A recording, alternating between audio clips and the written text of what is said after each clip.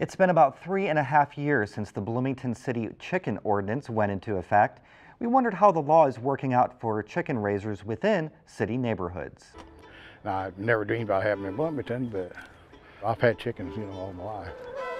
Usually the words urban and chicken don't go together, but they do in Bloomington thanks to the 2006 ordinance that allowed chickens in your backyard. Out of all my cases that I've ever done, this has probably generated the most public interest of anyone we've ever had. As many of you know, for the last few years, a number of residents have asked the council to revisit the chicken ban to lift the prohibition against chickens in residential districts.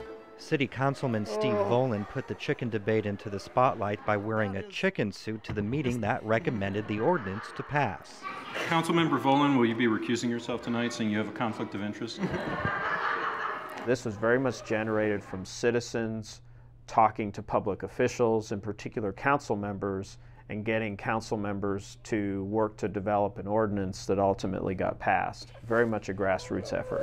An effort from residents like Jerry Dayhuff on Bloomington's north side, who moved from the country where raising chickens was always a part of his life. A lot of people like, cats or dogs. I like them, but I like to raise chickens, because you get the eggs off of them. And they've laid every day since late last summer. They lay every day, all winter long.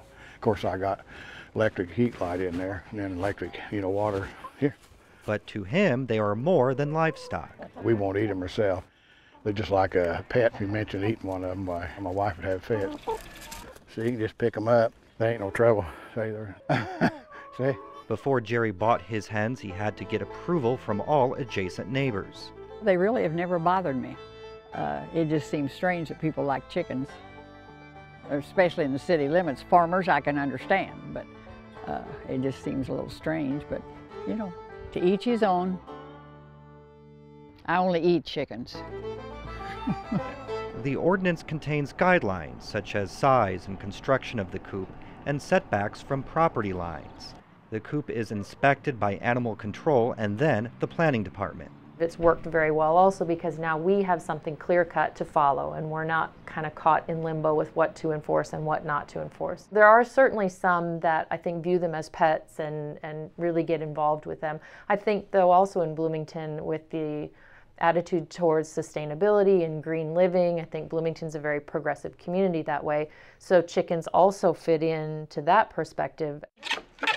Vanessa homeschools her daughter Clara and says raising chickens goes along with that method of teaching. It was just a kind of a no-brainer, a way that our daughter could see a direct input, see how every day she feeds the chickens and then she can gather the eggs and then she can go in and she can cook an egg that she took compost out from our kitchen, and it becomes a very nice cycle. And when I open it up every day, I always come and look up here. And there's one egg today. One egg today. Oh.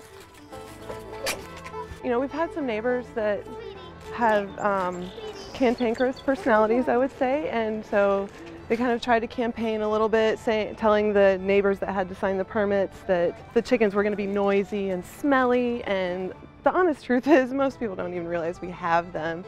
Which is good news for city officials. From a neighbor perspective, it's reduced a lot of complaints. We rarely get chicken complaints anymore because there are no roosters and people are only allowed to have 5 hens. I'm really pleased with the permitting process. It seems like it covers the essentials.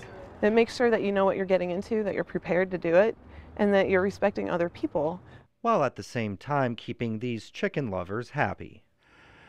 I've got kind of attached to them now, so if I had to get rid of them, it'd really be, I wouldn't probably like it.